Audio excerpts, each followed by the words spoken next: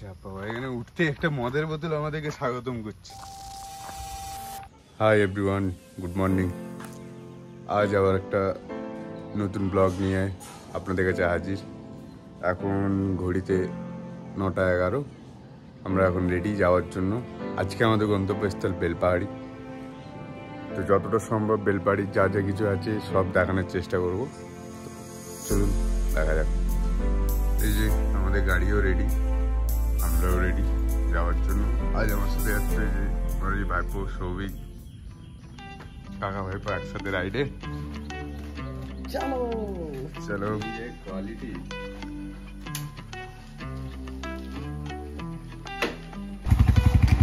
যা।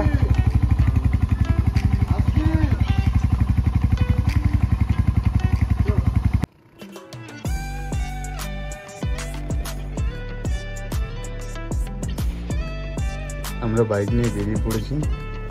সব ফার্স্ট আমরা যাবো গাড়িতে তেল ভরতে, দিয়ে ওখান থেকে ট্যুর স্টার্ট।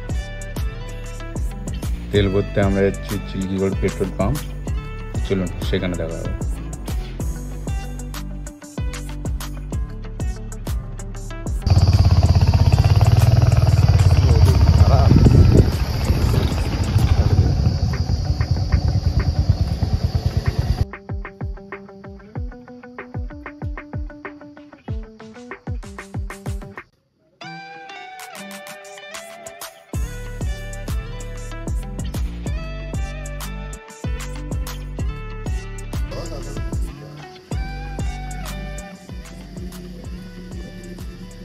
হাই গাইস, আমাদের তেল ভরে নিয়েছি।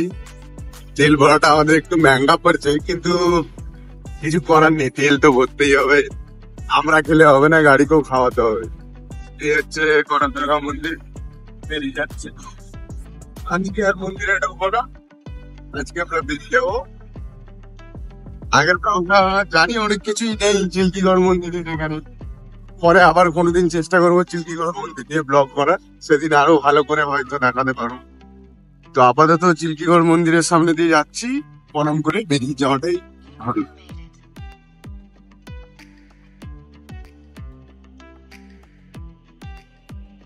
আর এই সামনে হয়তো আপনারা দেখতে পাচ্ছেন, এই হচ্ছে চিল্কিগড় রাজবাড়ি। রাজবাড়ি নিয়েও কোনোদিন পরে একটা ব্লগ করে দেওয়া যেতেই পারে। এই দেখে দিন, যতটুকু দেখা যাচ্ছে দেখাতে পারছি।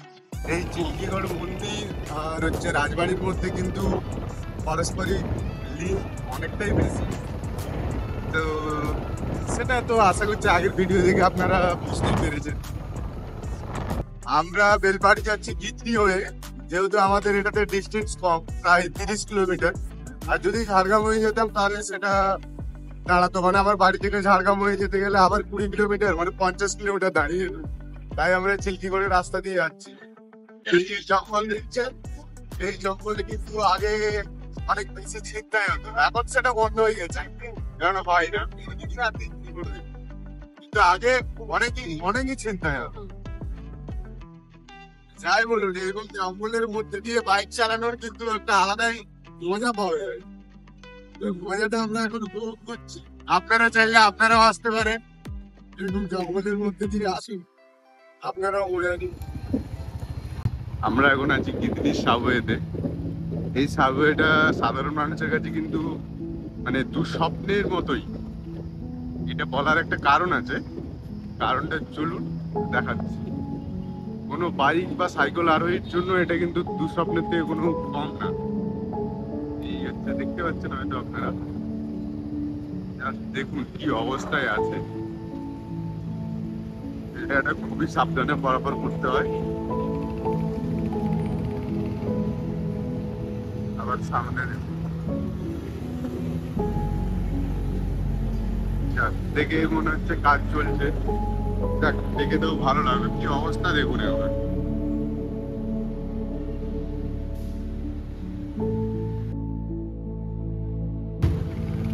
দেখে তো ভালো লাগলো যে এখানে কাজ শুরু হয়েছে, এটাই অনেক। এই হচ্ছে পরিয়াটিক চক। এখান থেকে আমাদের বাঁ দিকে যেতে হবে, বাঁ দিকে গিয়ে আবার কিছুটা গিয়ে ডান দিকে বাঁকতে হয়। এই যে এখানে আমরা বাঁ দিকে ঘুরে যাচ্ছি।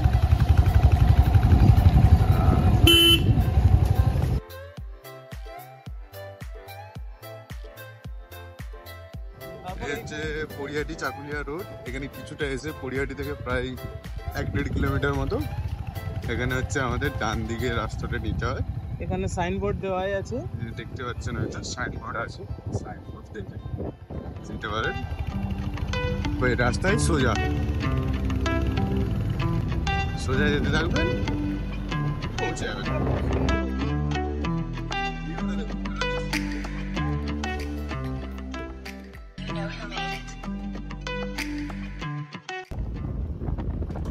এখান থেকে দেখতে হয়তো পাচ্ছেন না আপনারা, কিন্তু এখান থেকে যদি দূরে দেখতে পাচ্ছেন তাহলে দেখুন এখান থেকে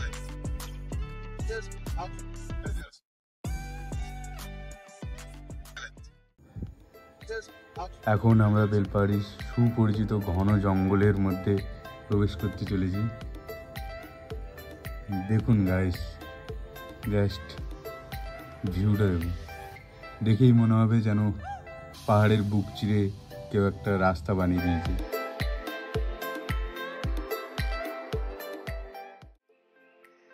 এখানে পুলিশ মামা দাঁড়িয়ে আছে, দাঁড়িয়ে ছিল। পুলিশ মামা আমাদেরকে দাঁড় করিয়ে বলছে লাইসেন্স দেখি।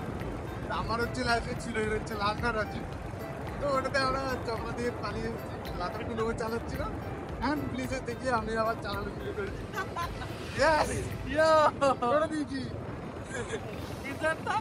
আমরা ফাইনালি বেলপাহাড়ি পৌঁছে গিয়েছি।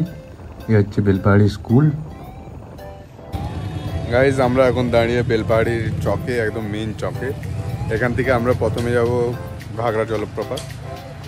তো ঘাগরা জলপ্রপাতে গিয়ে আপনার সাথে দেখা হচ্ছে। এখানে ঢোকার সময় হয়তো আপনাদের চোখে পড়বে কয়েকটা ছোট ছোট মাটির বাড়ি।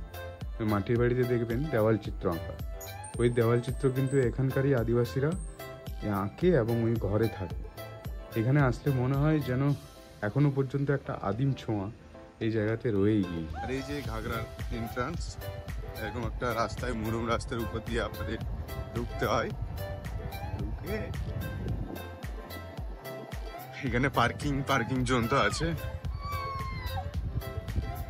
শালা কুকুরের আওয়াজটি কি ছিল বে?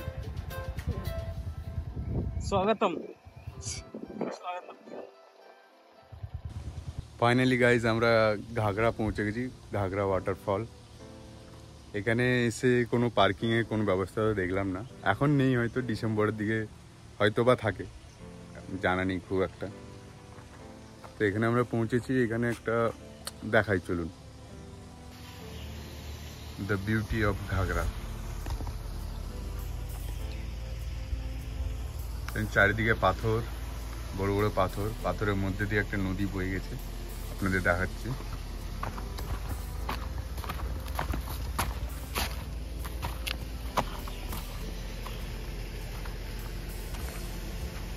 এই যে নদী,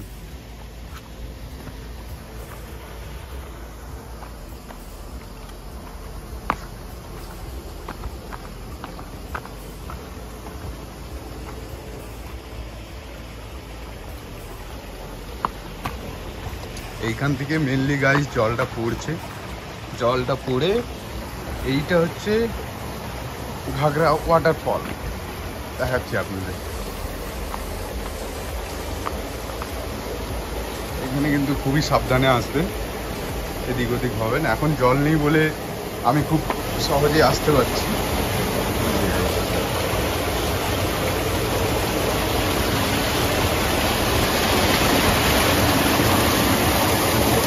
সাবধানতার মধ্যে দিয়ে আসা হবে।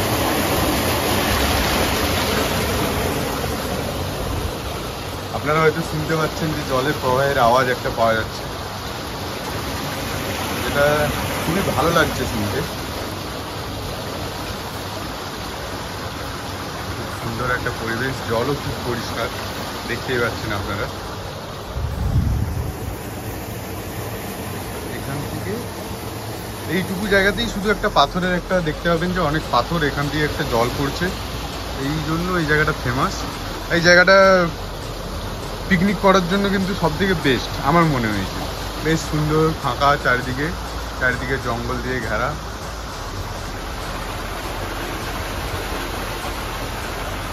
বেশ সুন্দর একটা জায়গা।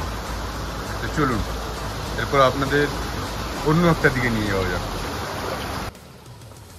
গাইস, আমরা একটু অফ রোডিং এর ফিল নেওয়ার চেষ্টা করছি। দেখা যাক, এখানে রিক্সা আছে, কিন্তু ডর কে আগে জিত হ্যায়। যদিও বা মাউন্টেন ডিউ আমরা খাইনি।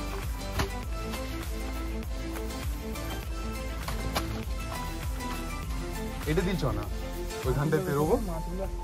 কোথায় মাছ দেখি?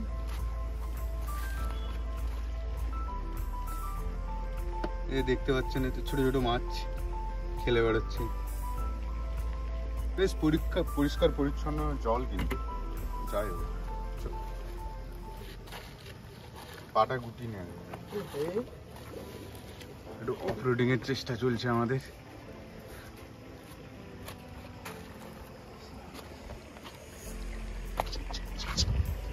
বেরিয়ে গেছে।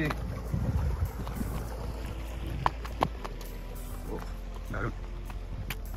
এই তো না, তো হার্ড এই তো এখানে ধাপ করা আছে।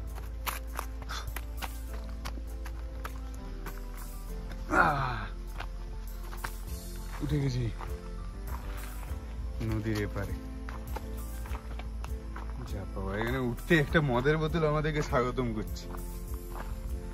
যাই হোক, একটাই কথা বলার, যে খাচ্ছেন খান, কিন্তু এই কাঁচের বোতল বিশেষ করে কোন একটা ভালো জায়গার মধ্যে রাখুন।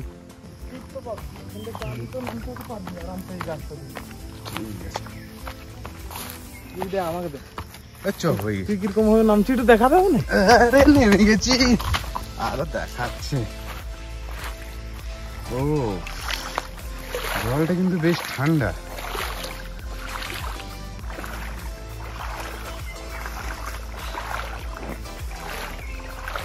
নদীতে আপাতত জল নেই,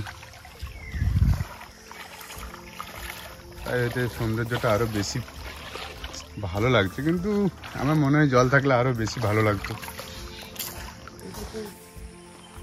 একটা কথা আপনারা অনেকেই জিজ্ঞেস করছিলেন যে গাড়িটা কার, মানে গাড়ি আমি কিনেছি কিনা বা গাড়িটা কার। বলে রাখি যে গাড়িটা মোটেও আমার নয়, আমার এখনো গাড়ি কেনার সময় হয়নি।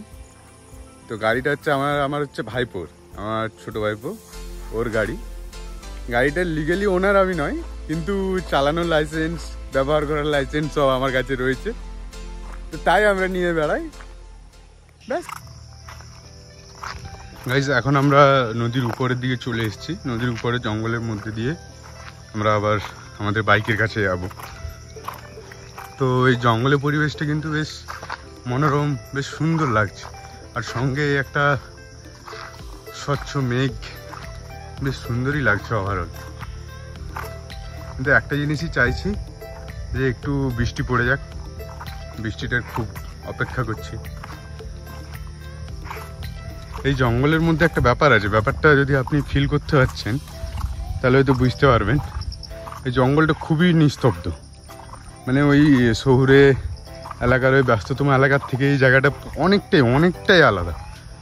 এখানে এসে শান্তি খুঁজে পাবেন। পাখির ডাক আসছে, একটা জলের স্রোত বইছে, ওর একটা আওয়াজ আসছে, বেশ সুন্দর লাগছে।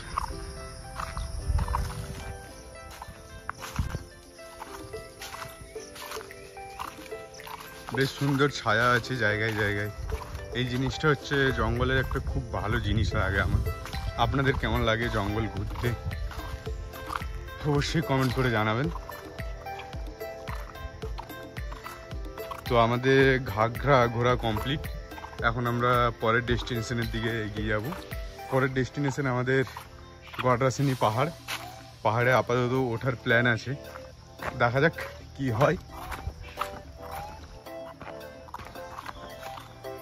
ঘাগরা থেকে গড়রাসিনী পাহাড়ের দূরত্ব প্রায় 13 কিলোমিটার। 13 কিলোমিটার যেতে 20-22 মিনিট তো সময় লাগবেই। তো এখন কটা বাজে? এখন ঘড়িতে বাজে 11:15। কতক্ষণ লাগে দেখি গড়রাসিনী পাহাড় যেতে। ওখানে গিয়ে আপনাদের সাথে আবার দেখা হচ্ছে। আমরা টাওয়ারের মধ্যে উঠে পড়েছি, জাস্ট এবার দেখুন ভিউটা এখান থেকে, কি অপরূপ সুন্দর।